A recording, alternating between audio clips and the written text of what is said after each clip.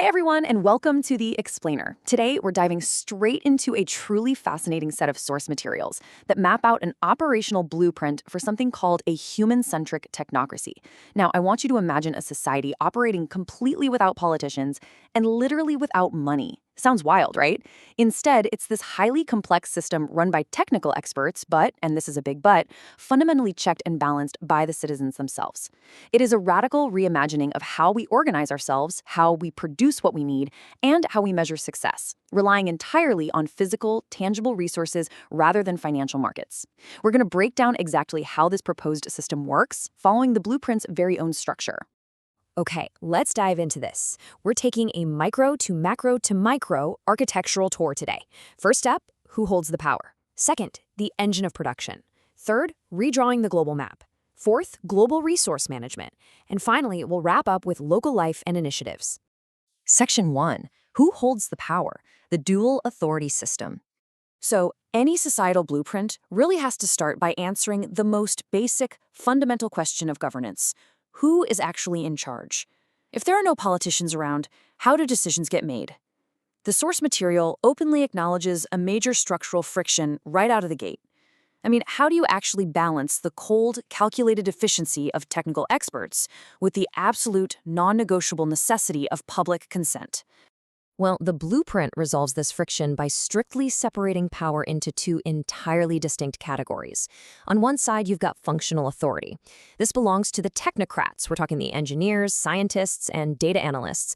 They are strictly responsible for managing logistics, designing the most efficient plans possible, and handling the physical accounting of resources. But, and this is key, they do not have absolute rule. On the flip side is sovereign authority, and that is held entirely by the citizens. The public acts as the ultimate check on human impact and ethical boundaries. So the experts might propose a brilliantly efficient design, but the public absolutely must grant their consent for it to move forward. So you're probably wondering, how do citizens actually exercise this sovereign authority? The text outlines what it calls a tiered veto framework. To prevent systemic paralysis, where absolutely nothing gets done because everyone is just endlessly arguing, the framework introduces two main breaks on the system. First, there's the localized veto, which can be triggered by a regional petition. So if a proposed pipeline routing or a change to a public space is wildly unpopular locally, this veto halts it immediately. It forces the regional planners to go back to the drawing board and recalculate a new option. Then you step up to the macro policy veto. This is triggered by nationwide or even continental digital referendums. If the public disagrees with some massive large-scale economic shift proposed by the experts, this veto completely nullifies it, forcing the technical boards to adjust their baseline variables from the ground up. Now, what's really interesting here is this concept of informed friction. The blueprint includes a vital safeguard for this whole veto system. Citizens don't just vote blindly based on a gut feeling or emotion. Instead, they use a digital interface backed by predictive modeling. Before you actually submit a veto, a dashboard flashes a warning showing the direct algorithmic consequences of that specific choice. For example, the system might warn you, hey, vetoing this distribution model is going to reduce regional energy reserves by 12% over the next quarter. It introduces this deliberate moment of friction just to ensure that choices are intentional and that the public fully grasps the systemic trade-offs of what they're deciding. Section 2. The engine of production and functional sequences. Okay, so now that we understand how power is balanced, we need to look at how basic survival needs are actually met in a society that doesn't use financial budgets at all. The text describes production as a chronological, step-by-step physical process, which it calls a functional sequence. Let's walk through a little mini-narrative here, the agri-food supply sequence. Imagine the journey of a simple loaf of bread. It doesn't start with a market price, it starts at step 1 with a consumption demand signal. Basically, real-time inventory tracking notices that bread is being depleted in a local area, and that automatically triggers the need to plant more wheat. Step 2 is a thermodynamic resource audit. Now, thermodynamic is just the blueprint's highly technical way of saying the system measures actual physical energy and raw materials in the real world rather than abstract dollars. So planetary algorithms check that physical reality, things like soil chemistry, water tables, and equipment availability. Step 3 is automated cultivation and harvesting, which is driven entirely by ecological optimization, not by cutting labor costs. Step 4 is processing, where the wheat gets turned into flour and then bread. And finally, step 5 is automated logistics and distribution, moving the goods using energy-efficient freight straight to local hubs for citizens to grab. And right during that processing step, something absolutely crucial happens that really sets this entire blueprint apart. The system actually logs the exact energy cost, measured in kilowatt hours and labor hours, directly onto a continental ledger. Literally no money changes hands here.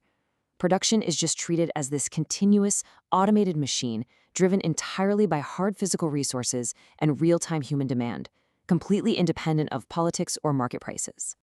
Let's move to Section 3, Redrawing the Global Map, the 8 Technate model. To see how this builds out on a massive scale, we've got to look at the whole globe. To make these functional sequences operate with any real efficiency, the blueprint completely reorganizes the planet. It literally replaces traditional political borders entirely. Instead, the globe is divided into 8 massive continental sequences, known as Technates. The whole goal here is thermodynamic self-sufficiency, which just means each grouping has all the physical resources it needs to survive without constantly relying on imports. We're looking at the North American, South American, European, Northern Eurasian, East Asian, South Asian, African, and Pacific Technates. By doing this, they treat entire contiguous landmasses as single operating systems to seamlessly synchronize this functional sequences we were just talking about. Moving right along to Section 4, Global Resource Management and the Institutional Hierarchy. So, the crucial point here is, how on earth do you synchronize 8 massive continents without a traditional global government? Well, at the very top level, duties are strictly functionally separated. You have the Global Resource Board, and they act purely as planetary auditors. They do not operate any infrastructure. They literally just monitor the master global ledger. Meanwhile, you have multinational organizations, or MNOs, which are set up as functional monopolies over specific global domains. Think global energy or material sciences. Now, why monopolies? The source material explains it's to enforce absolute technical standardization globally and entirely eliminate redundant R&D waste. Because they aren't fiercely competing for market share, every single scientific breakthrough they make is completely open source and immediately published for the whole world to use. To actually execute this grand global vision on the ground, each of those 8 Technates establishes regional organizations. These regional bodies have a dual mandate, basically balancing the machine with the human element. On one hand, they manage the technical sequence, which is responsible for building and maintaining physical infrastructure strictly using those standardized MNO blueprints. But on the other hand, they operate a public service interface. This side handles the direct human interaction, manages the local distribution hubs, and constantly audits the regional quality of life to make sure the technical plans are actually serving the real people living there. And finally, Section 5, Local Life and Initiatives, the Citizen Experience.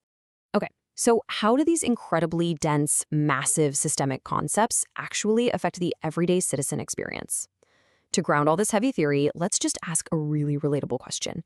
How do you open a bakery in a technocracy? Seriously.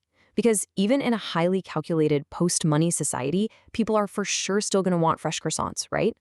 If there's no money, no banks to go beg for a small business loan, and the global board is entirely focused on massive infrastructure, how does a regular person pursue a local passion project? Well, the blueprint actually accounts for this through local organizations. Here is exactly how a citizen would source one. First, you pitch a functional project proposal to the regional organization. You basically outline what you want to do, say, bake artisan breads.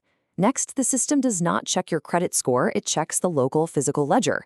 It asks, are there available physical storefronts? Is there enough regional energy capacity and flour sitting in the supply chain to support your new bakery? If the space, the energy, and the materials are thermodynamically available, then boom, the physical storefront and the necessary modular equipment are allocated directly to you, the citizen, so you can start your initiative. But wait, once your bakery is open, how do you even know if you're successful if there are no profits to count? In this system, success is measured purely by human satisfaction and demand signals. If your neighbors absolutely love your bread, your high usage triggers automated resource renewals from the supply chain. You naturally get more flour delivered. You and your workers track your contributions via decentralized interface, earning point recognition for your labor. But let's say it doesn't work out. If no one wants your bread, which creates a zero demand signal, you don't go bankrupt and lose your house.